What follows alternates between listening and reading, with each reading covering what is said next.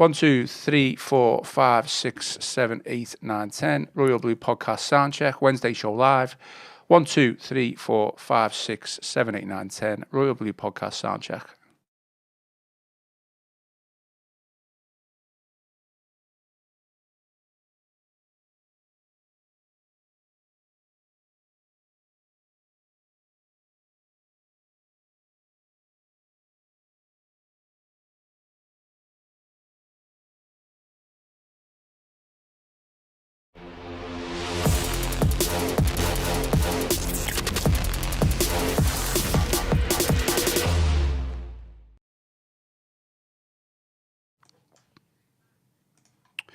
It is the Royal Blue Podcast. It is the Wednesday show. It is August 13th.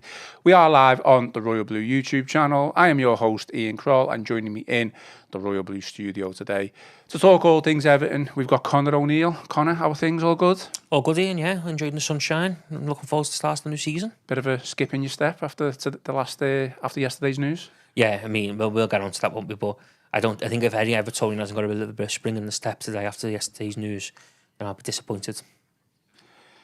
Absolutely. Well, today's agenda, it was confirmed yesterday that Jack Grealish has officially joined Everton on a season-long loan deal. Plenty to get into regarding that.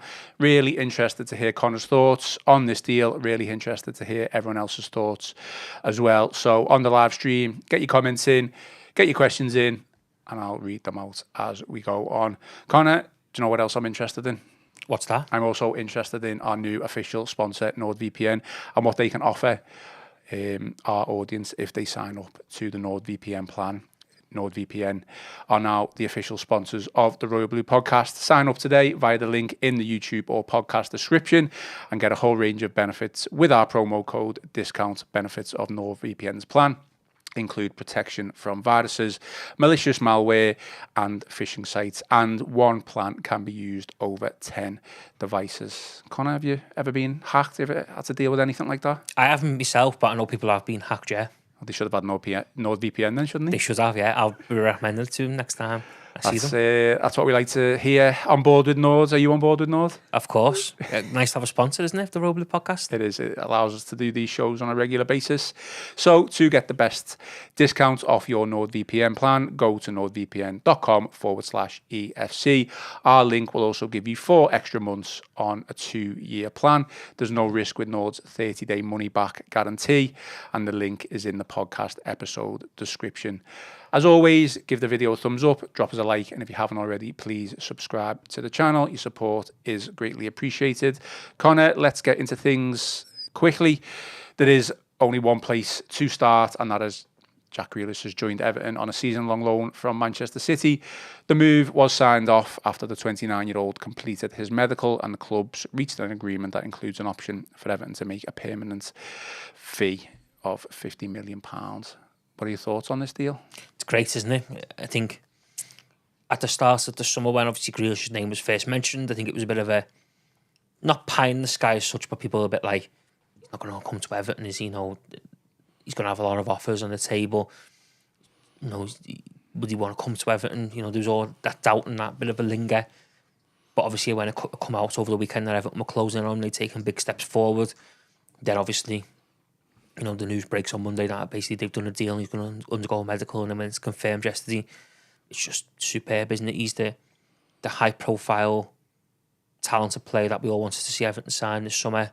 He's someone who's going to excite fans. He's a big name, and he's just someone who I think is going to be a breath of fresh air to Everton Football Club.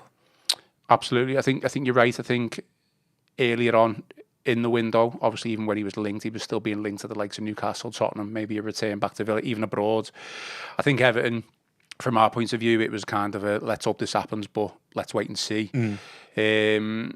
Why do you think the deal's been done so quickly? Because I did suggest, and quite clearly wrong, I thought that it would happen later on in the window, that he would want to keep his options open. But by all accounts, he wants to play football. He wants to get up and running as soon as possible.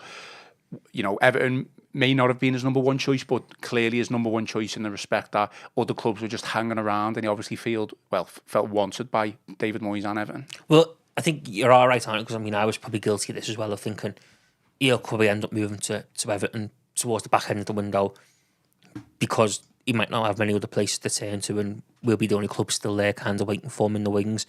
As it's transpired, it seems very much, and Grealish said himself, didn't he, that from the minute he had his first conversation with David Moyes, he wants to come and play for Everton Football Club, which is huge for Everton Football Club, but a huge indication as well of probably what vision David Moyes has sold Jack Grealish, that he wanted to do that straight away. He could have hung around, couldn't he? Could have waited to see what other offers come on the table.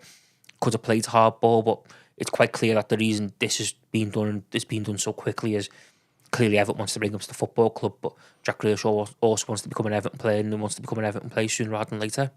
I mean, reports stemming from The Athletic and Paddy Boylan there, just some standout points that I've noticed. Obviously, more months of talks, and it was clearly accelerated last week. The club believed to be covering 75% of his wages.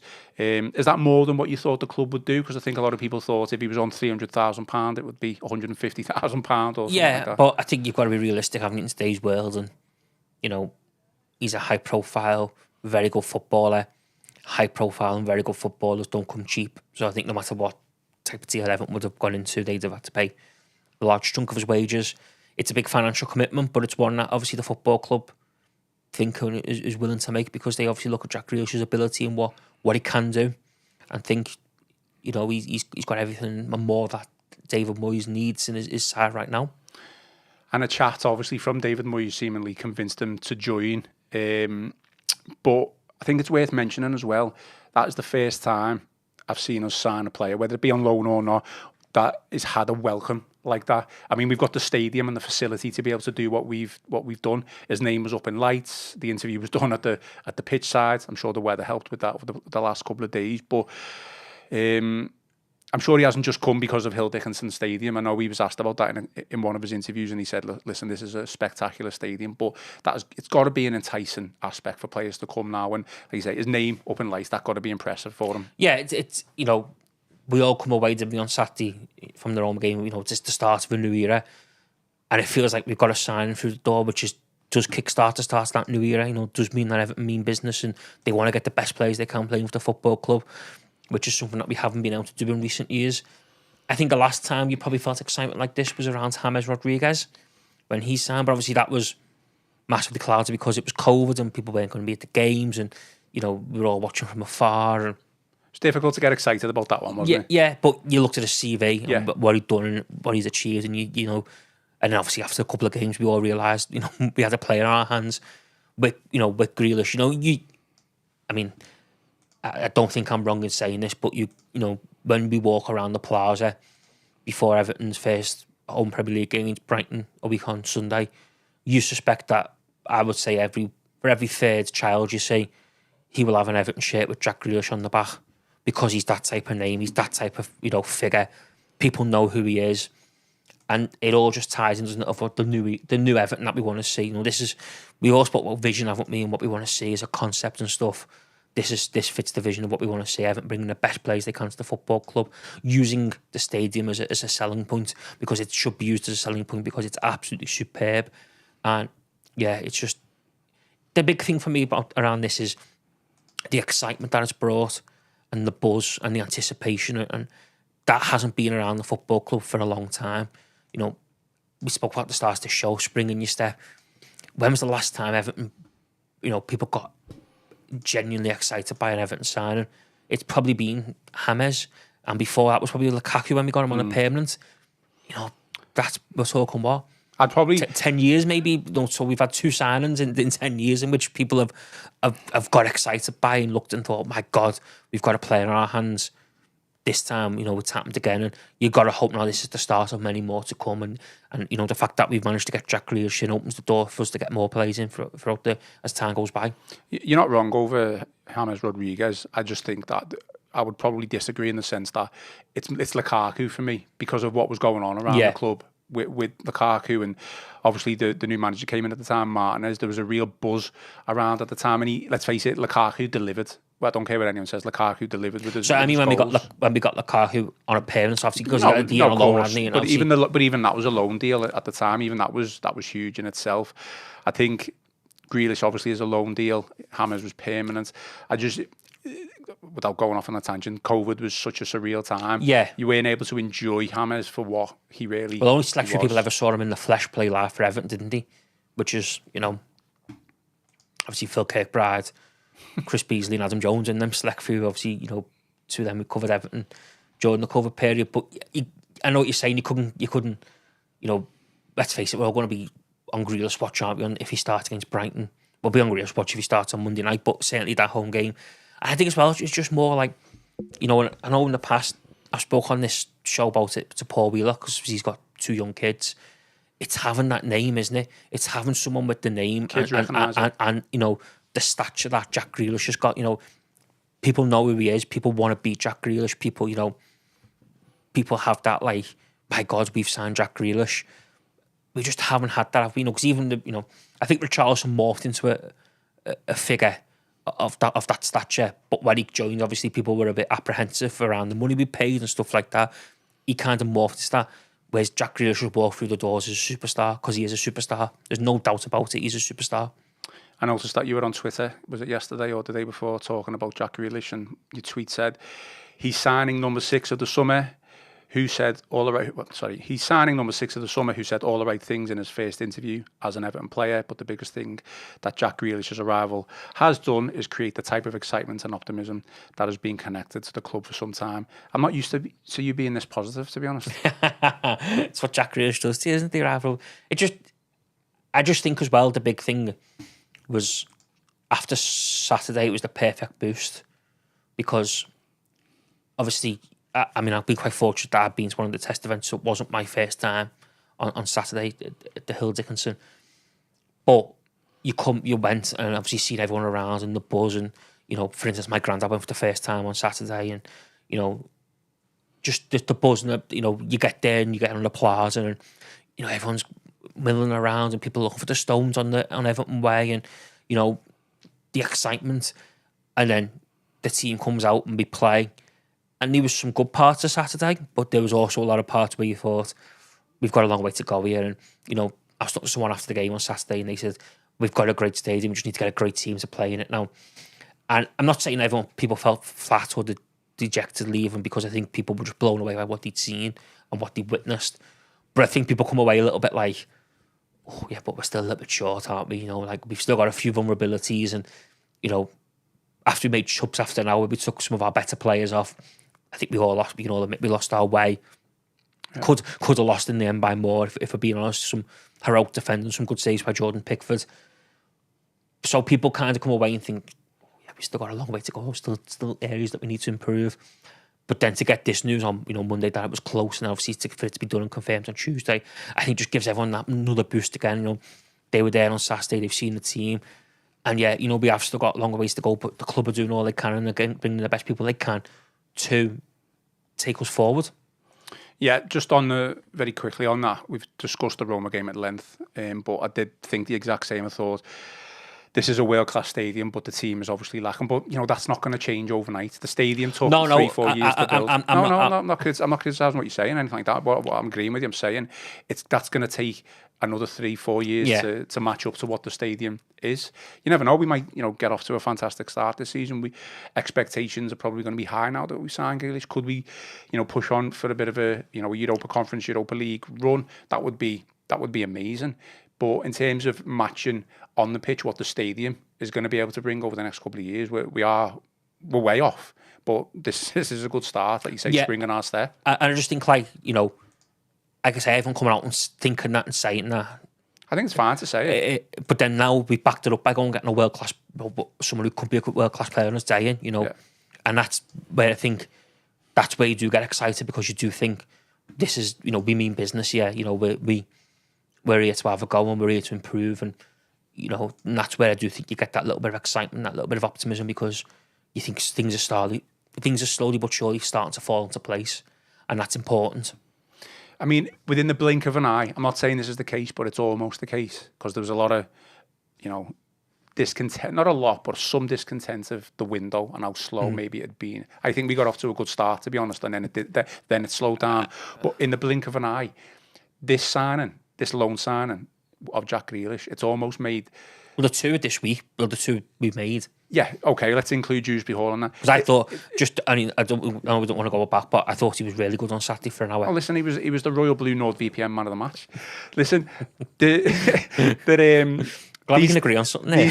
These two signings have almost made a slow, gradual, or start to the window, a fast, positive one, and there's got to be more to come. We will come on to that, but there has been. I mean, it's almost like if we're being brutally honest, it's almost like the manager's hard-hitting comments in the US, perhaps forced and trigger things to improve. Now, I don't know that for definite, and I'm just maybe saying, some people were critical of David Moyes perhaps being too open and honest of what he had to say in the US. Some might argue now it's actually worked in his favour because clearly things have happened, haven't they, and things have started to have moved quite quickly since he said some of the things that he'd done.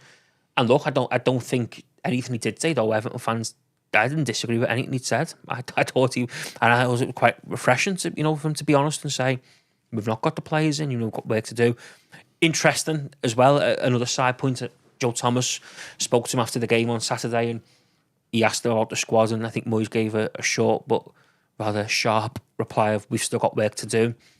I think we've still got a lot of work to do, if I'm being honest. I don't think signing Jack Grealish and Kieran Dewsbury Hall solves all Everton's problems and instantly turns them into top 8, top 10 contenders at the table. But it's a start, it's a good start, and I think the big thing in all this is it's ways of making progress. And I think that's the big thing, but we're making progress and we're signing people who you can get excited by. Yeah, absolutely. I'm just trying to gather some of the comments that are in the comment section on the live stream, so we will come on to some of them. I was going to say something, but I've completely forgot what it was. It'll come back to me in a minute. What I will say is, he said all the right things. So I'll just read out one of his quotes that he said to the club after joining. So he says, I'm over the moon to have signed for Everton. It's massive for me. This is a great club with great fans. As I spoke to the manager, I knew there was only one place that I wanted to go. And on social media, I've been flooded with messages from supporters. I mean, yeah, obviously, all the right things being said. You wouldn't expect them really to say anything much different. But could this be like the start of a love affair, I guess, with I think Jack it's where it Grealish? starts, doesn't it? I think the love affair is well underway. I think I'm going to give you a bit of advice before we don't fall in love with a lone player. You took the words right out of my mouth. A lot of people have been saying that, haven't they, since Monday. But look, I think Everton fans have got every right to fall in love with Jack Grealish and, love him and want to make him feel great, because if we're being honest, Everton fans haven't had a lot to love in recent years, have they? Some of the players, I think, have, underperformed.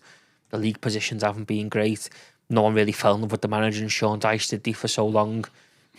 It's just, I think you can't knock fans for wanting to get excited and fall in love with someone because they've been crying out for it for so long, And it's quite interesting, actually, and I'm not comparing the two, and the two totally different things, but I don't know if anyone's seen the documentary, the Duncan Ferguson thing on Sky Sports. I watched a bit of it the other day. I haven't seen it. It's very good, and I mean, well worth watching. Some very interesting things in there. But there's a bit at the start where they talk about, when he first come to Everton, and now Everton fans just instantly fell in love with him, and because he epitomised everything that Everton fans were in terms of he was a fighter. He gave his all, and it's almost the same a little bit with Jack Grealish, isn't it? Of like, Everton fans have been crying out for someone to get behind in terms of being that world-class talent, that player who can do something out of nothing, that player who's generally going to get you on the edge of your seat and excite you. And it just feels like Jack Grealish has come along at the perfect time to take that mantle of being that player everyone's going to get excited by, being that player who probably the kids going to have on the back of the shirt and fall in love with. It just feels like he's come along at the same time, just like it did all them years ago when Duncan Ferguson first arrived on loan from Rangers. You are right, and I don't disagree. And in many ways, I've already fallen in love with the idea of Jack Grealish being in the team. But in respect of, if you're going to compare it to Ferguson, it didn't. His return maybe wasn't the catalyst for what needed to happen at the club in terms of progression. Let's hope that. Yeah, Grealish is probably on a different level. I mean, more when Ferguson first coming on loan, because he was a bit of a fight, and Everton wanted that big number 9 up front. Everton's supporters, long loved and long heralded coming along at the right time at a time when everyone needs the boost because of the start under Mike Walker. This feels a little bit, not in the same context, but a little bit of the same kind of story of, Everton fans have been desperate to get behind someone who excites them and gets them on the edge of the seat.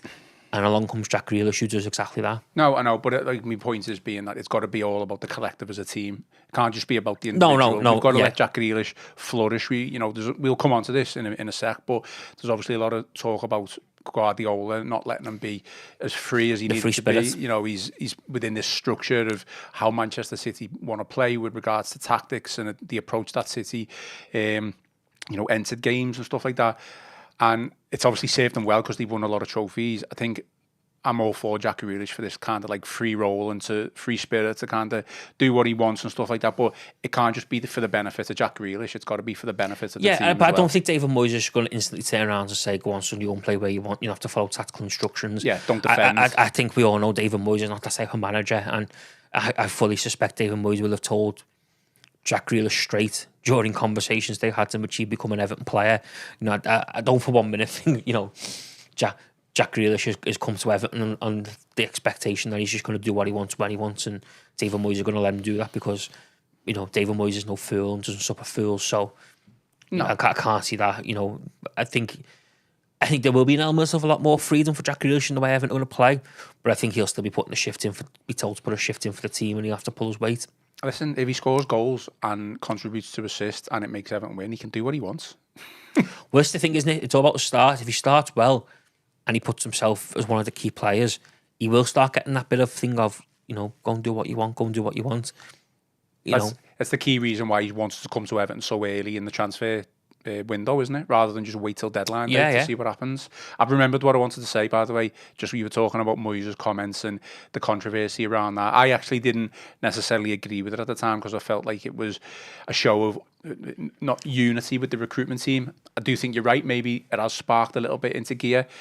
Just speculation here. Maybe it was a case of the recruitment team or the club were only willing to pay, 25%, half of Jack Grealish's wages, where comments from Moyes have kind of said, well, just get it done. Just get it over the line. He could be the catalyst. He could be the key player in this Everton team. So even though I was critical, it does seem to have coincided with two quality players coming into the team. Whether Dewsbury Hall was going to come in anyway, I don't know. It is an interesting thought.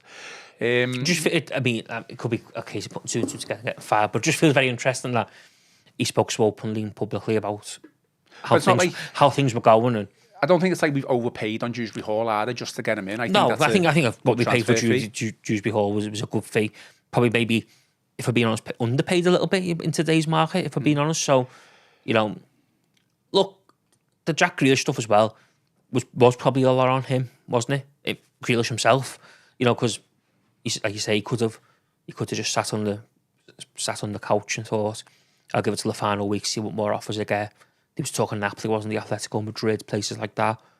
But clearly, after speaking to David Moyes, he knew he wanted to be an Everton player. So, and I think that if Everton waited longer in the transfer window, there was a chance that they could get Jack Grealish for less wages. But they've just said, City, let's come to a compromise. We'll pay more than half.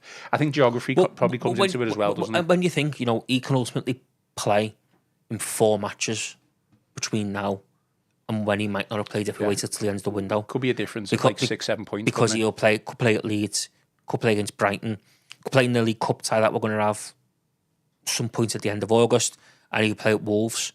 And obviously the window then shuts on the Monday, international break, and ironically could have been his first game back, could have been against Aston Villa at the Hill Dickinson. But he's not, he's in, and he's got 4 games now that we might not have had with him. And like you say there, we could get 6 or 7 points in there, and that could be the difference between finishing 13th and 9th at the end of the season, which probably gives extra revenue to the club, doesn't it? More money. So, it could be a masterstroke really getting them in for the start of the season. Like say we pick 7 points up in the first 3 games, and we go through in the League Cup, whoever we end up playing, that could make a massive difference, couldn't it, come the end of the season, than sitting on our hands and getting them over the line on the Monday the 1st of September and putting them in the middle of September when we've already had 4 games. Let's just take it back a little bit, but still kind of keeping it in line with what we're talking about. So, his time at City, I think you'd obviously have to consider it to be a success. He won the treble, 2023 was a big part of that. Obviously falling out a little bit of a favour with Guardiola. A lot of people speculating, as we've already said, that some suggesting or believing that Grealish wasn't able to play in City's structured approach, more tactical approach. Even some suggesting, and I know people in the comments here have said that Guardiola may not have been happy with his overall statistical output of goals and assists. But we got a quote from Jack Grealish, which he gave to Everton TV yesterday. So he says, when I spoke to the manager, he wants me in that final third to be creative. I want to have that way about me like I was before, to have no fear. You want to be able to play that killer pass and have that end product, and that is the main aim. And that, for me, kind of coincided with this free role. That I'm not saying he's definitely going to play that type of way, but where do you foresee? Is he on the left? Is he in the middle as the number 10? I think he's going to play more as number 10, isn't he? To start with. He might end up on the left at some point, but... Can you see a lot of interchanging between Ndiaye and him? Yeah, I can see that. I can see it. Jordan Games changing. But I think he's predominantly going to start as the 10, isn't he? I would suspect so anyway. It poses a lot of questions, which we can come on to in a bit if you want, but what happens then behind Grealish with Dewsbury Hall as maybe the number 8, and then Idrissa Gana Gueye as well as James Garner as well. And there's a lot. Now Everton seems to have a lot of options. Where does Mike McNeil fit into all this? Well, we've come on to that.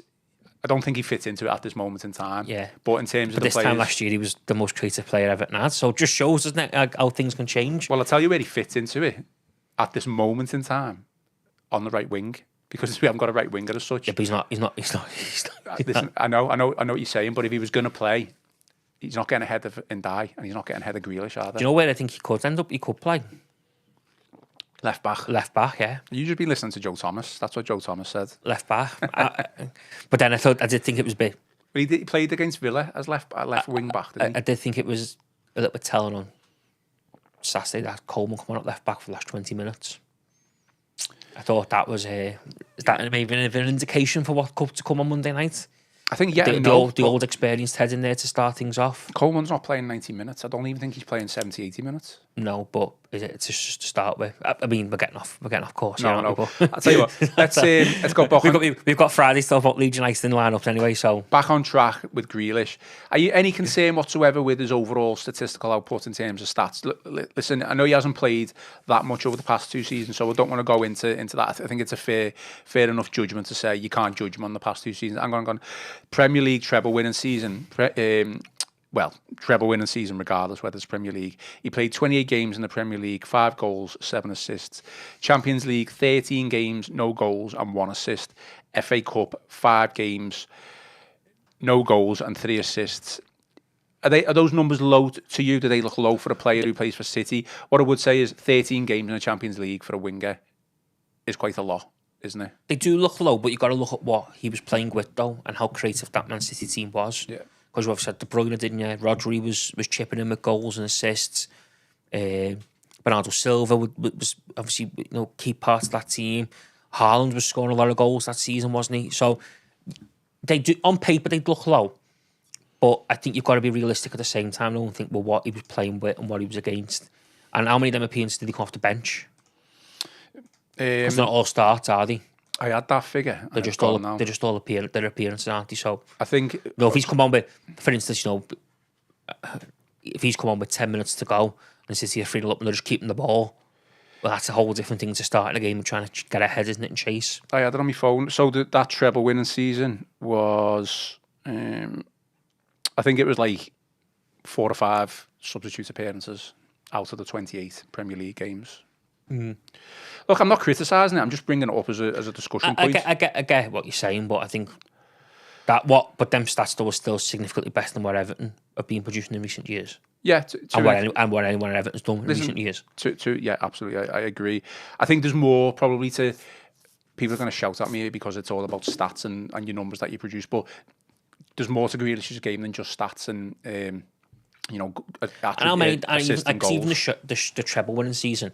He was still on a lot of occasions shoehorned into the team, wasn't he? he wasn't playing his favourite position. Yeah, he was always predominantly on the left. He was just shoehorned in, wasn't he? So again, that you got to take that into consideration. I think his big positive or his big I'm going to strength... find excuses here for him to defend himself. No, it's fine. I'm all for it.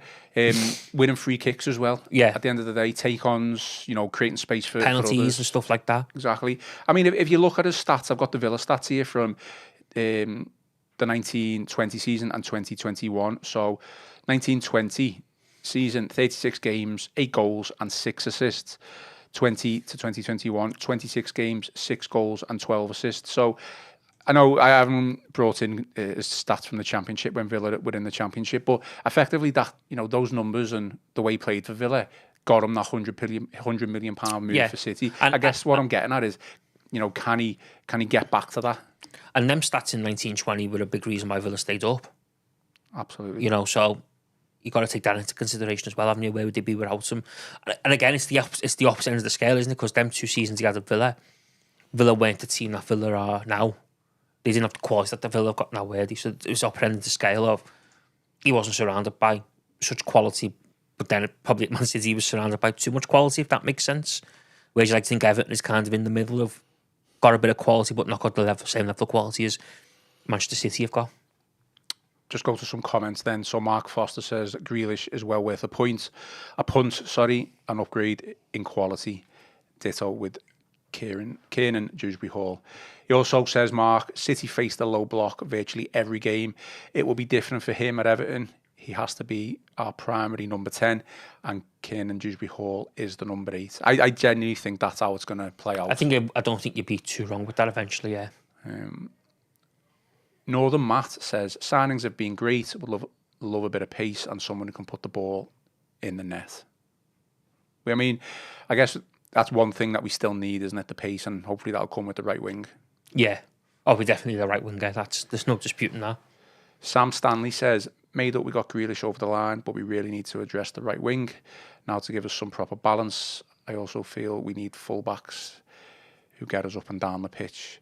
I mean, that ironically, like the left-back situation now has become a huge concern, hasn't it? Even though we've bought back up in for Mykolenko, who goes and gets injured. Obviously, we're not being too critical of Asnu, but he obviously quite clearly isn't ready to start Premier League matches, is he? So it's an interesting one to see how that goes. Ideally, you'd like to find someone who can play left or right, wouldn't you? Ideally. Another comment here, and the coverage this loan is getting, you would think it is a permanent deal. I mean, it's just because of the name, isn't it? Let's face it. It is. That's what I said earlier, isn't it? It's the name. It's the high-profile name. Keith Evans, Grealish completely transforms our team 100%. He will excel himself, create space for Ndai and Dewsbury Hall. We'll get free kicks for Tarky, Branthwaite and Barry just to eat up, which we've kind of touched upon a little bit. And Kevin Kraft says, I don't think getting players will be a problem now Grealish has come in. So, I mean, it is a good talking point. Do you think Grealish now entices other players who are maybe and ahhing about coming to Everton to You'd come like in? to hope so, wouldn't you? You'd like to hope so that it's a name that attracts, and if people look and think, well, Jack Grealish has gone there, I don't see why I shouldn't go there, or it's worth listening to what David Moyes got to say and what his vision is, because clearly it's worked wonders to get Jack Grealish through the door. So yeah, you'd like to hope so, wouldn't you? A big thing obviously being made about the number on his back, number 18. He said in his interview that he's took a lot from a conversation with Wayne Rooney, obviously former Everton number 18, Paul Gascoigne, another Everton number 18. Is this a sign of things to come with those two players in a positive sense? I mean, a brutal snub for Phil Neville there, though, isn't it? In terms of iconic 18 to play for the football club. Yeah. I mean, if you want to look at it like that, who else has played 18? I'm trying to think. I can't think off the top of my head. You have to let us know in the comments. Gareth Barry was 18, wasn't he? Yeah. He was a very good player. Very, very good player. Snub to him. And he's a former Villa man himself, isn't he, as well? I mean, Grealish is more in the mould of a Rooney and a Gascoigne. I mean, I hope he doesn't play like Paul Gascoigne did when he came to Everton at the latter stage of his career. I hope he's still got a lot more to show than that, because we certainly didn't see the Gascoigne of England, of England's great years, did we, when he was at Everton. But no, I mean, look, I think Grealish does kind of image himself, doesn't he, on them kind of maverick style players who can play anywhere and produce magic, and Rooney and Gascoigne on their day were two of the very, very best this country's ever produced and probably will ever produce. Just very quickly on Leeds, because we're going to do a full Leeds preview probably on Friday, but Matthew Scully has dropped a comment where kind of agreeing with what I said the other day.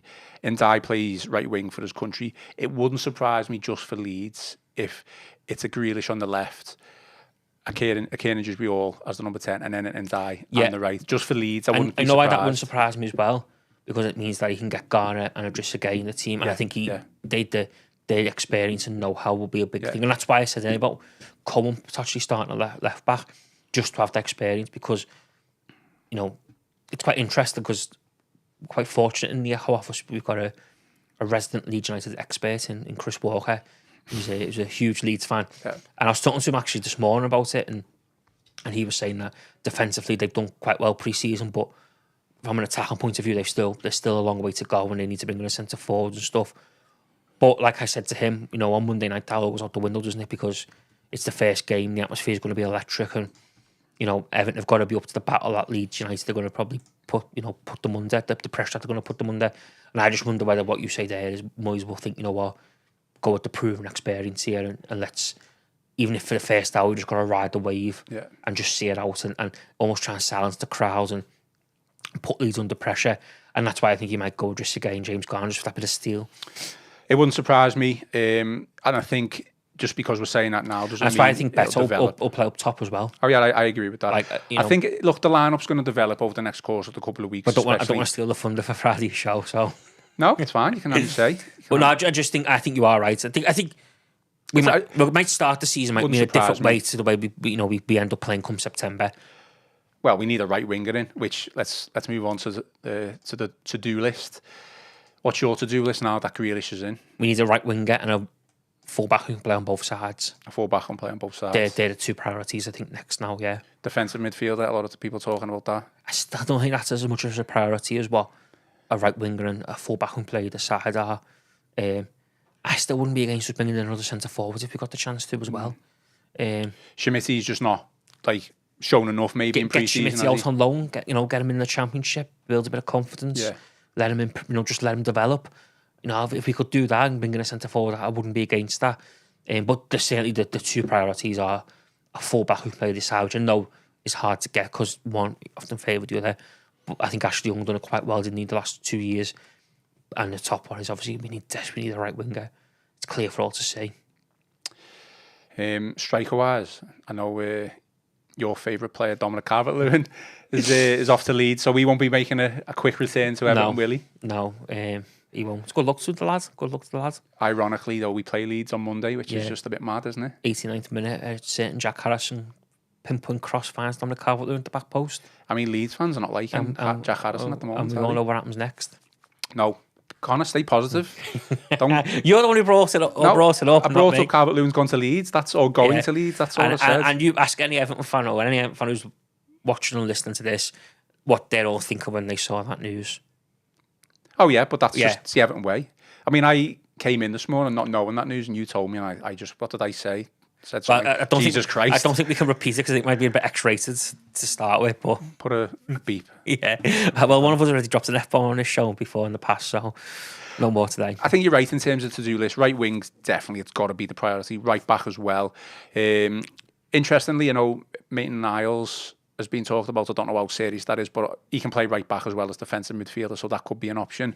I think we'll sign, and I said this, I've said this all summer, and I said this towards the back end of the season. I do think we'll sign one or two kind of body players, players who are just going to be bodies to fill in the squad, can gap fill when needed. I think we will sign a couple of players like that between now and the end of the window. I think that's fine though, isn't it? I think you're going to have to do that. And I know Grealish is alone, and he's going to come in as the star player, but we've got 3 other loan spots still available. Yeah, and they can be what you're talking. Yeah. Gap fills, isn't it? You're gonna, you said at the start of the show, didn't you? It could take 3 or 4 years for us to have a good team at the stadium. But for the first year, we're probably going to have to gap fill in certain areas and box people in. Yeah, and if you're going to gap fill, make sure the player is a loan deal or it's on a short-term contract. Yeah. That's you don't want to be offering these players 5-year deals on huge money.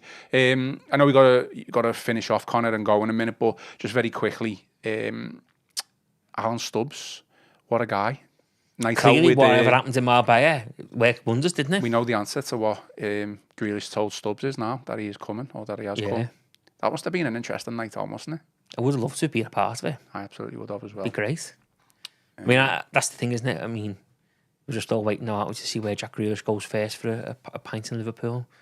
Whether it's Matthew Street, I mean, I'm more interested in Square, the Georgian Quarter, when he plays his first game, scores his first goal, but then what follows after that? Yeah, though? the celebration. It's a celebration. That pint, comes secondary, absolutely. So, but where's he going to go? You know, where do you usually go? Well, I've been The Denby? prone to going all over town, so that's not.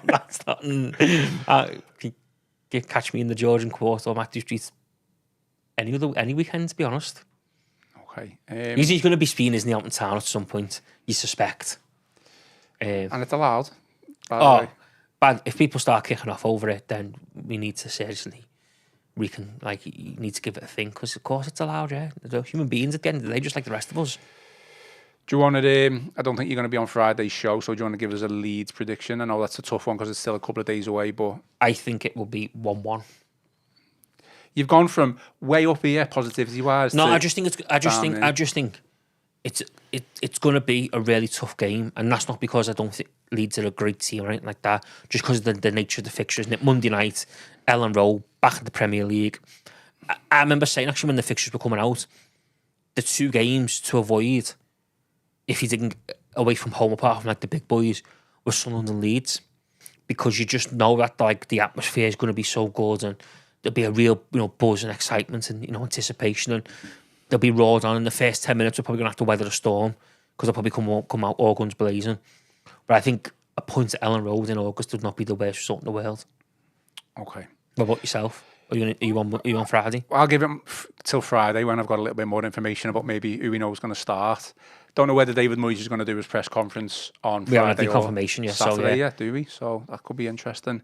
I think you're right. We're going to have to weather the storm. Ellen Road under the lights, first game of the season with Leeds being back in the league. It's going to be tough, but the players are just going to have to handle that, the defence. And I think you're right in terms of if it's Idrissa Gueye and Garner, they're just going to have to be completely solid. And then you let your attacking flair players, do the counter-attacking as such.